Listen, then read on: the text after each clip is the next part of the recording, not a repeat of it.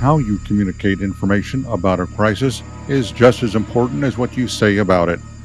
I'm Edward Segal, a leadership strategy senior contributor for Forbes.com and author of the best-selling and award-winning book, Crisis Ahead: 101 Ways to Prepare for and Bounce Back from Disasters, Scandals, and Other Emergencies.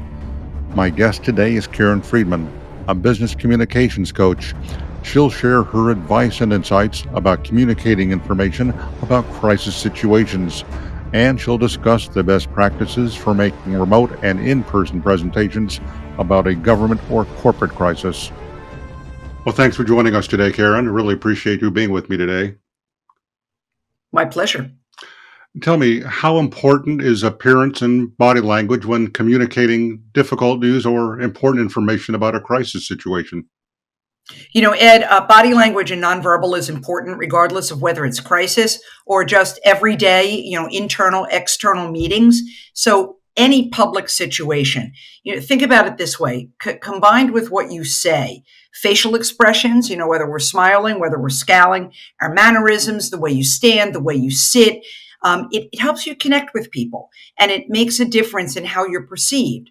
So your body language can do one of two things. It can either put people at ease or it can make them feel uncomfortable. So let me give you an example. Let's say, for example, you cross your arms, right? Or you lean back like this. You kind of start like maybe shifting around in your seat, or your eyes. You're going, oh, let me look over here. Let me look down here. And, you're moving around a lot. Well, maybe you're trying to get comfortable or just kind of find your footing. But to other people, you can appear as if you are uncomfortable. One of the things that we see people doing, for example, in interview prep and in media training, is they'll sit there and they'll go like this. They'll nod. Now, and I know that they are probably nodding because they're, oh, yeah, I get what you're saying. I kind of agree with you. But to the public, especially in a crisis situation, to the person on the other end, they can look as if they're nodding in agreement with a negative question or even an accusatory question. So, yeah, they might be nodding as if they are thinking or they're responding or agreeing with your question, but that nod can also suggest something very negative. So you have to be really careful. All of that is body language, or what we call nonverbal body language. Is there a difference, though, between a in-person and virtual settings when communicating during a crisis? Yeah, the biggest difference is how we use eye contact right here, whether you have glasses on, like I'm about to put them back on, or whether you don't. So think about it this way. In person, you have a wide room, right? So people are sitting in that room, if they are in person and not virtual, they're sitting in the room and they are looking at the person talking, or they're kind of looking around the room. On the screen, like this, it's smaller. So if there are multiple people in a room, here's what people virtually normally do, which they should not. They do what they do in person. They look around the screen. So let me give you an example. Let's say the person on my left at the top of the screen is talking, and I want to speak back at them. I'll go like this. Now look at what's happening, right? I look like I am looking off and not looking at you. Or the person at the bottom of the screen is talking. So the speaker will go, yeah, Ed, I get what you're saying. Now look, I'm looking down and maybe you see the top of my head. And so virtually, we have to mimic what we do in person. We have to look right here at the camera, even if the person over there is talking or the person up there is talking, because we have to mimic making that eye contact like we would in a room. So the key is look at the camera to mimic making eye contact like you would do if you were actually standing in front of them. And in a crisis situation, difficult conversation, the what hits the fan stuff for a company, if you're over here, people don't know what you're looking at. Or if I'm looking up here, this is another monitor I have, right? And I'm looking up here because I want to see the slide or see my notes or see you on the monitor. I look like I'm all over the place. So once again, steady, direct eye contact. That means look at the camera on your computer, iPad, phone whatever device you're using. Well, what about if there's a combination of virtual and in-person presentations, or a combination of video and audio? Does anything really change regarding how you communicate? It does, and that's a really excellent question and point that you brought up, because what's happening now, and it will be happening even more, is we are working more and more in a hybrid world. So this becomes increasingly important, the combination of virtual and in person. Here's an example. Let's say you are a company spokesperson and you are speaking on video maybe to thousands of employees. You may be in a room where there are people, but there are also monitors all over the room where people at different sites around the country or perhaps around the world are joining in. So it's our natural instinct to look up and go, "Hey, Indiana, how are you?" But look what happened.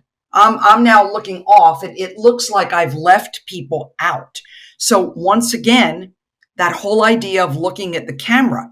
If you look at the camera right here and you say Indiana, Los Angeles, Kentucky, great to have you join us. It looks like I'm talking to all of them versus over here because there's no camera up on those monitors. You see what I mean? So when you look at the camera, as we've been talking about, it makes your remote audiences feel included. And that's key, making remote audiences feel involved. And so that is something that people are really going to have to learn when they combine virtual, sitting here like we're doing, and in person. So a really easy way to think about this is, let's say you're in the room, right? You've got that big room with 1,000 people, and you're walking around the room and you're in your groove and you're looking at the people in the front row and the people back there, and you're having a great time. If you want to make those remote audiences feel included, come back to that camera in the room. When you're live in the room, come back to that camera so you make those remote audiences feel that you're talking to them as well. Karen, do you think it's ever appropriate to walk away from an interview with a reporter, especially when your body language says no comment, but there's no way of Yeah. putting the situation into any kind of context or perspective?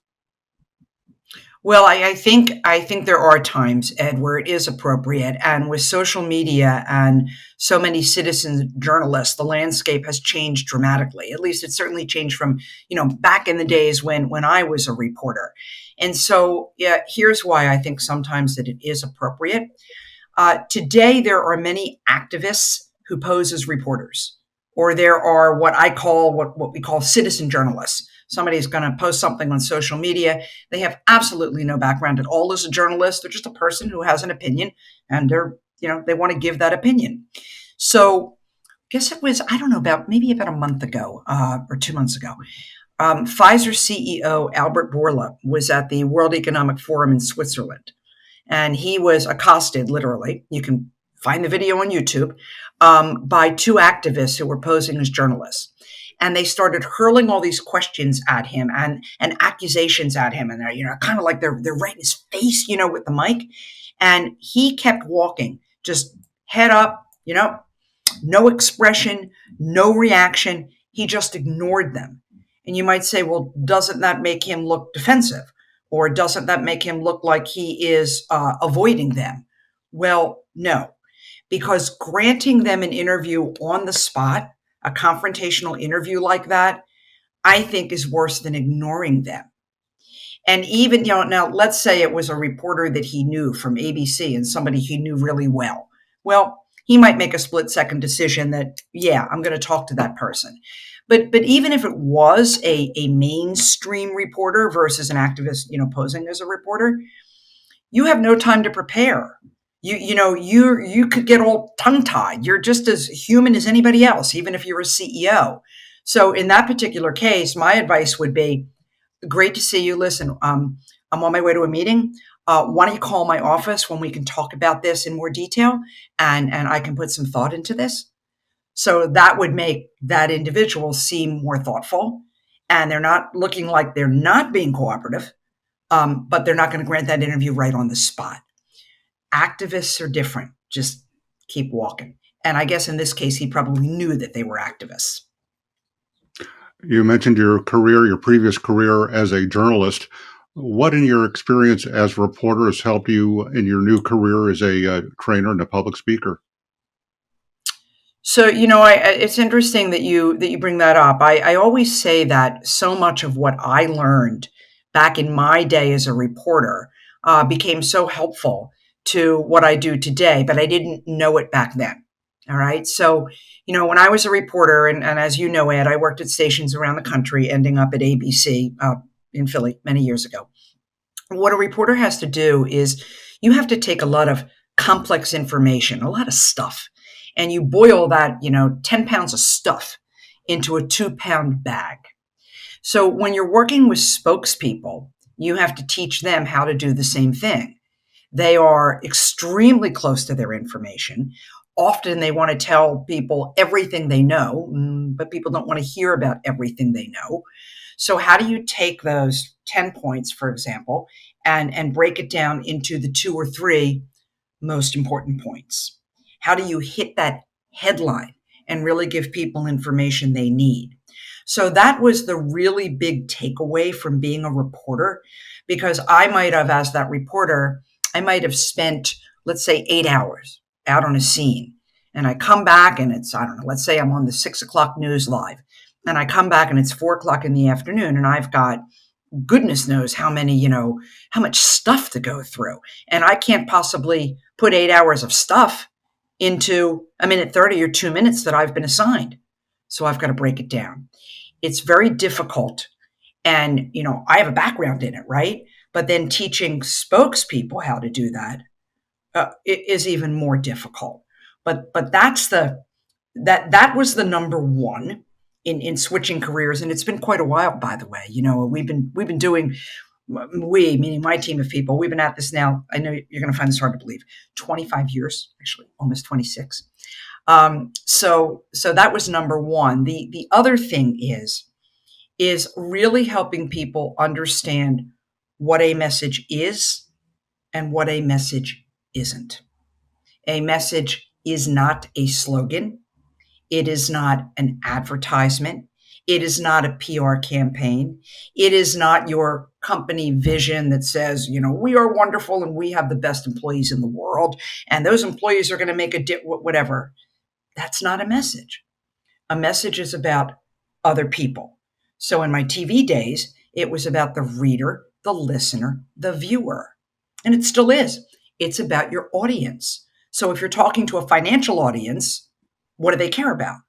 If you're talking to a trade magazine of, I don't know, pharmacists, what do they care about?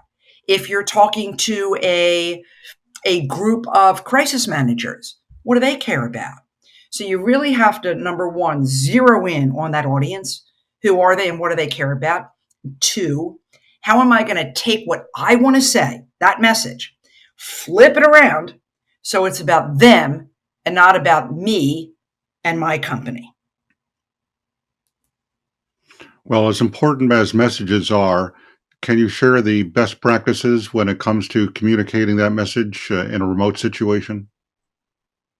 Yeah. So number one, and we talked about this, for a few minutes. Number one is that looking at the camera.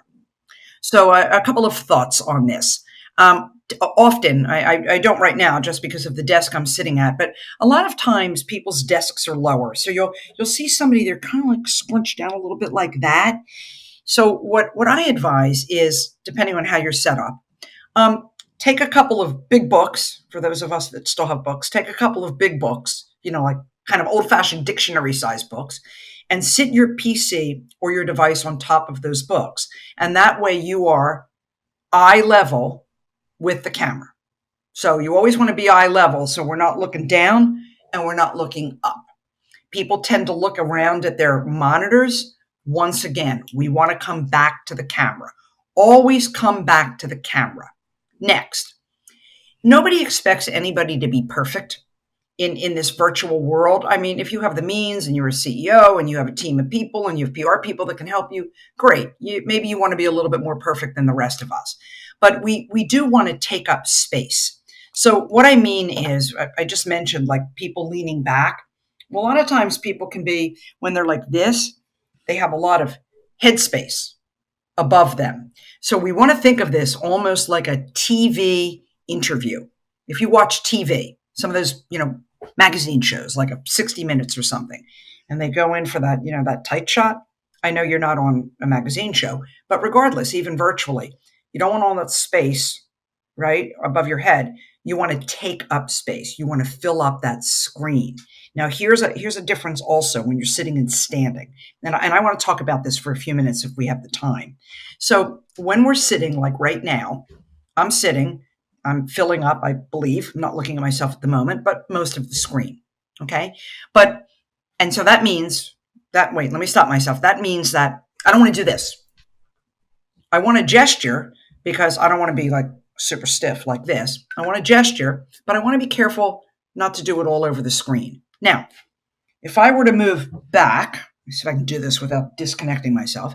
If I were to move back and I kind of like have more room and maybe I'm standing, then I am able to have bigger gestures because I have more space around me.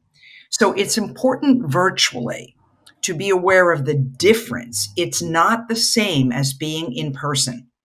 Gesture, but don't do all that stuff. If you want to be more animated, if you're standing, let's say you're when I do a presentation or a keynote, when I'm virtual, I don't sit at a desk like I'm sitting right now.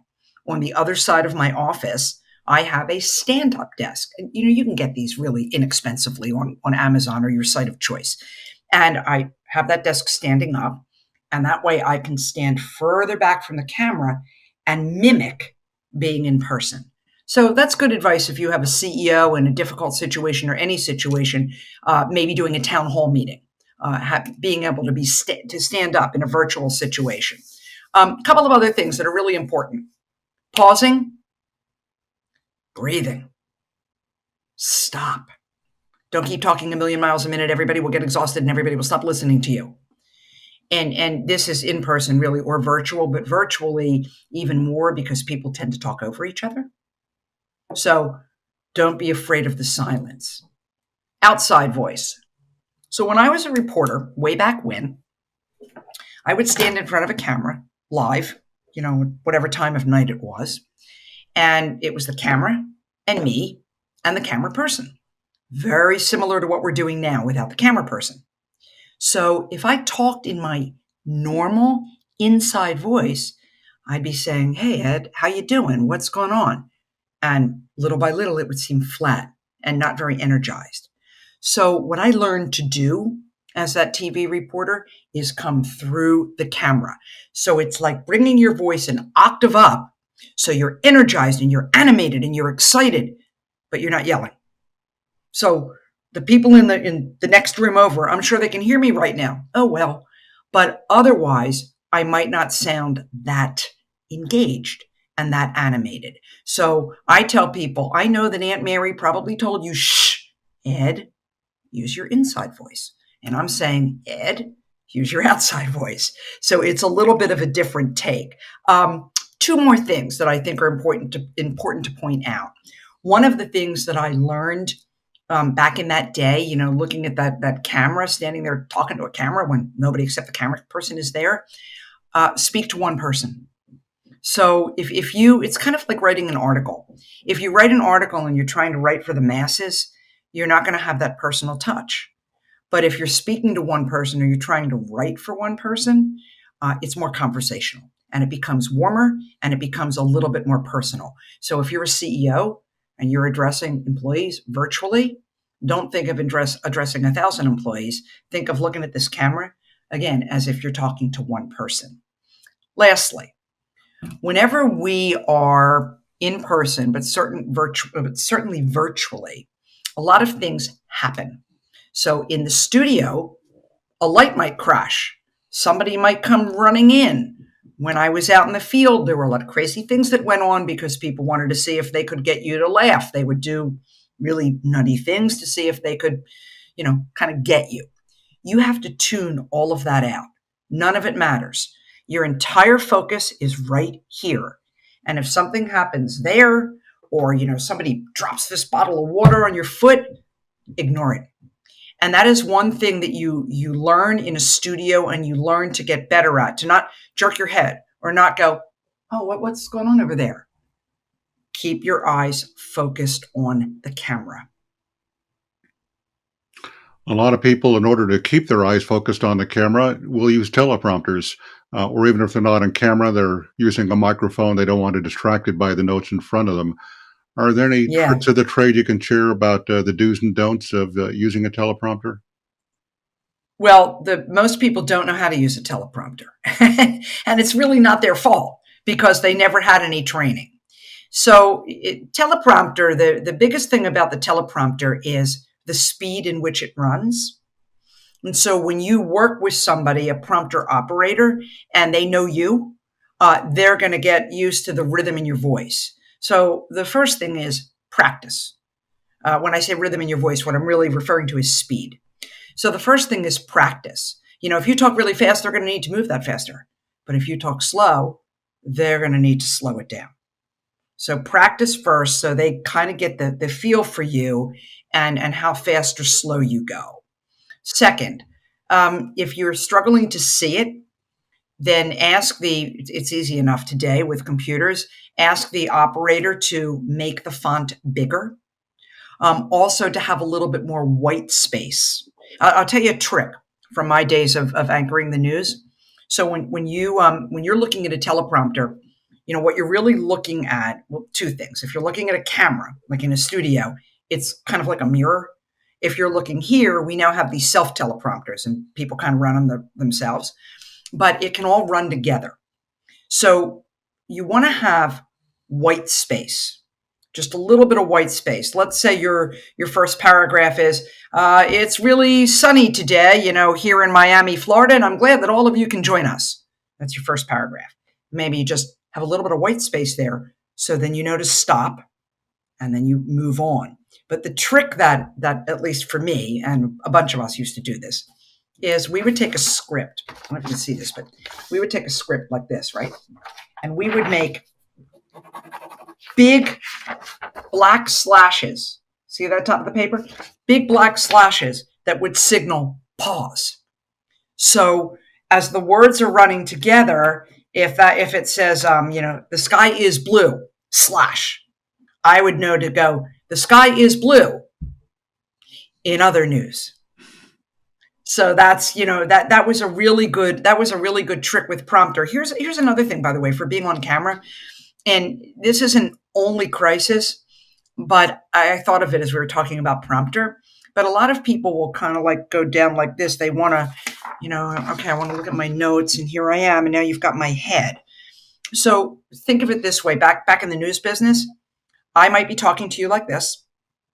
And I wouldn't do this. I'm going to show you what I wouldn't do and what I would do. I wouldn't say, in other news today, blah, blah. I would never do that because now I've left you. So what I would do if I needed to pause and look is something like this, blah, blah, blah. In other news today.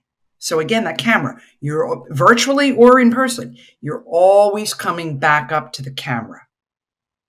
But prompter's tough. I would say if you have never used prompter before, I know they make it look easy on TV, but they have experience. So, do a little practice. Don't go into it cold. Do you recommend people become students of how well or sometimes how poorly others in the public eye are doing with their presentations and what they might be able to learn from the successes, mistakes, or failures of others? Oh, absolutely. In fact, here's my favorite question. I'll see if you know the answer. I'm not putting you on the spot either. If I said to you, hey, Ed, how long do you think the late Steve Jobs prepared for every employee presentation? What's your answer? He probably spent about an hour for every minute that he would speak at a presentation. So not a bad answer. And you're probably close depending on how long his presentations were. But typically, according to the biography I read about him, typically he spent 3 months on every single employee presentation. And I think there's a lot you can learn from somebody like him, when he was here. He didn't use tons of words. He always had a theme. He always had a storyline. and his slides were so basic and so simple. And he didn't go into the mumbo jumbo when the iPhone, I don't know, whatever number came out. He didn't start going, well, it has a faster processor and has faster speed. Look at this, it has a bigger screen. He didn't do any of that. He would say things like, back in the early days, he would say things like, this is the internet in your hand, stuff that people can remember. So I say there are so many examples of people that you might see in your work world or people that you can watch on YouTube. Don't try to be them, be you, but think about, what do you like about this person? What do you remember? And most of the time when I ask people that, their answer will be, oh, I really liked him or her because they told stories. Well, yeah, people remember stories. They don't remember 10 tons of stuff that you dumped at them. So watching people, you'll see how they presented their content. You'll see their pacing. What we just talked about. Are they pausing? Or are they going a million miles a minute? You'll see that body language that we've been talking about. TED Talks. TED Talks are a really, really good thing to watch. So when I say this to people, corporate America, CEOs, I'm not giving TED Talks. Well, okay, maybe you're not. But that doesn't mean you can't learn from it. There is a reason. I don't know what the number is right now, but it used to be it couldn't be more than 10 minutes or 16 minutes or something. There's a reason that they limit it, because people's attention spans go bye-bye, and they're not going to listen to you anymore. So absolutely, pick people that you like. Don't copy them, but figure out what it is you like about them. I'll tell you a story that you might appreciate. And it doesn't matter to me what your politics are. So this isn't political, but way back, former President Bill Clinton he was speaking at the Democratic National Convention. I believe he was the opening or closer or something for Dukakis, who was running at the time. And the way he tells the story is he said he was so awful that the only time anybody ever applauded for him was when he said, in conclusion, because they were so happy he could get off the stage. And he said that he knew right then that if he wanted to become more, which clearly he did, rise in the ranks, he had to make communicating an absolute top priority.